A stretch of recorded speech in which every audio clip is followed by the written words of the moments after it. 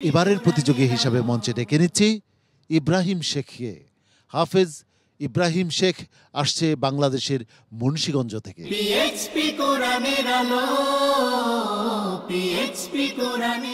আসসালামু আলাইকুম ওয়া রাহমাতুল্লাহি ওয়া বারাকাতুহু। ওয়ালাইকুম আসসালাম ওয়া রাহমাতুল্লাহি ওয়া বারাকাতুহু। আউযু বিল্লাহি মিনাশ শাইতানির রাজীম। বিসমিল্লাহির রহমানির রহিম। কাযালিক وأورثناها بني إسرائيل. أعوذ بالله من الشيطان الرجيم.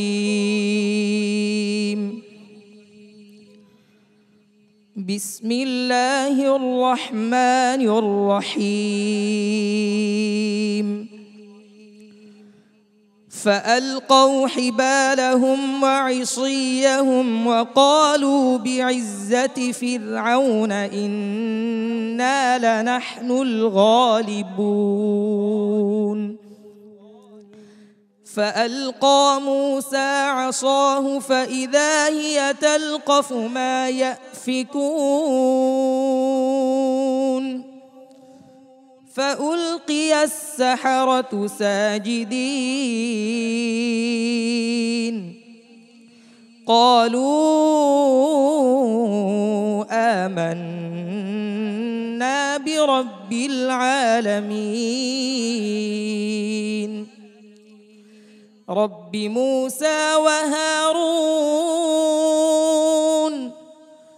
قال آمنتم له قبل أن آذن لكم إنه لكبيركم الذي علمكم السحر فلسوف تعلمون.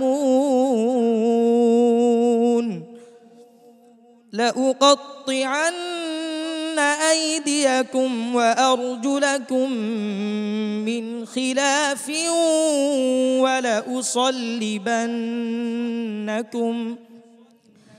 ولأصلبنكم أجمعين. قالوا لا ضير إنا إلى ربنا منقلبون. إنا نطمع أن يغفر لنا ربنا خطايانا أن كنا أول المؤمنين. وأوحينا إلى موسى أن أسر بعبادي إنكم متبعون. فأرسل فرعون في المدائن حاشرين إن هؤلاء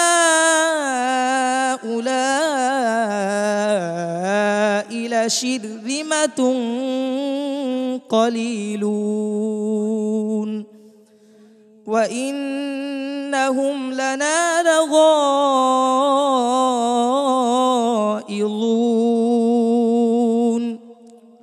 وإنا لجميع حاذرون.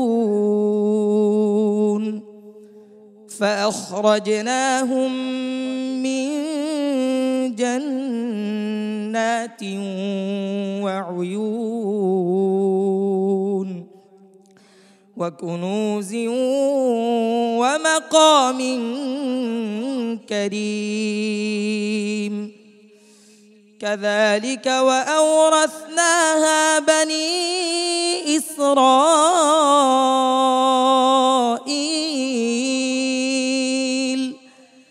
فأتبعوهم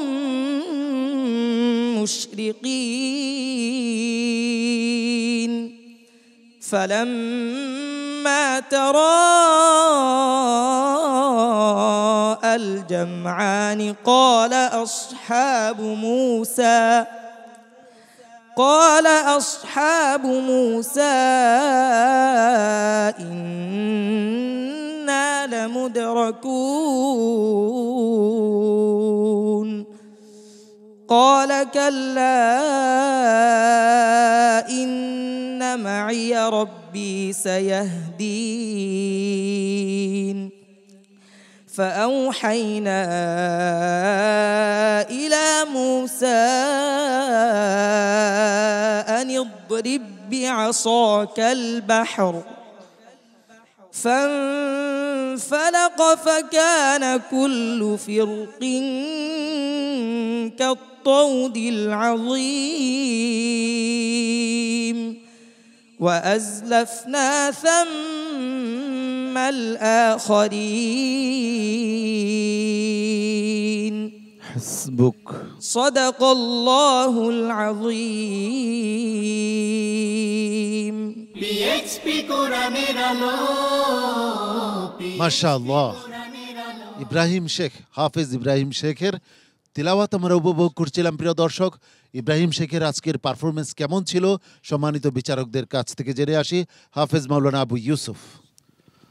মাশাআল্লাহ, হায়াকাল্লাহ, বারাকাল্লাহু ফিক। অসাধারণ, সত্যি সত্যি আমি মুগ্ধ। ইব্রাহিম, এগিয়ে যাও। অনেক অনেক শুভকামনা। খুব হৃদয়গ্রাহী একটি তেলাওয়াত তুমি উপহার দিলে। নিশ্চয়ই আজকে সম্মানিত দর্শকরা তারা হারে হারে উপলব্ধি করেছে যে তাদের সন্তানরা কোন মাপের তেলাওয়াত করতে পারে। এগিয়ে যাও। আমার মনে হয় তুমি যদি আরেকটু প্র্যাকটিস করো, ইনশাআল্লাহ তোমাকে কেউ আটকে রাখতে পারবে না। এগিয়ে যাও। কারি জহিরুল ইসলাম। ইব্রাহিম শেখের তেলাওয়াত অত্যন্ত চমৎকার হয়েছে, হৃদয়গ্রাহী হয়েছে। আমার কাছে ভালো লাগছে। যারা তেলাওয়াত শুনছেন, আশা করছি আপনাদের কাছে নিশ্চয়ই ভালো লেগেছে। আমি তার মাতাপিতাকে অভিনন্দন জানাচ্ছি। তার মাতাপিতা অত্যন্ত ভাগ্যবান যে এমন একটি সন্তান তাদের ফ্যামিলিতে আল্লাহ দান করেছেন। তুমি ভালো হাফেজ হয়েছ, আরও চেষ্টা করো। ইনশাল্লাহ আন্তর্জাতিক অঙ্গনে যেন তুমি ভালো একটি রেজাল্ট অর্জন করতে পারো। ধন্যবাদ। জনাব সোহাইব মোহাম্মদ আল আজহারি। মাশাআল্লাহ, তাবারাকাল্লাহ। কিয়ামতের দিন আল্লাহ রাব্বুল আলামিন যখন বলবেন ইকরা ওয়ারতাকি ওয়ারাত্তিল কামা কুনতা তুরাত্তিল ফিদ দুনিয়া, যেমন নাকি তুমি এখন তেলাওয়াত করলে ইব্রাহিম শেখ, কিয়ামতের দিন আল্লাহ তাআলা বলবেন যে পড়ো আর উঠতে থাকো, ভাসতে থাকো। যেমন নাকি তুমি দুনিয়ায় পড়েছিলে, তোমার স্থান হবে যেখানে তোমার পড়া শেষ হবে, সেখানে তোমার স্থান হবে জান্নাতে। সুবহানাল্লাহ।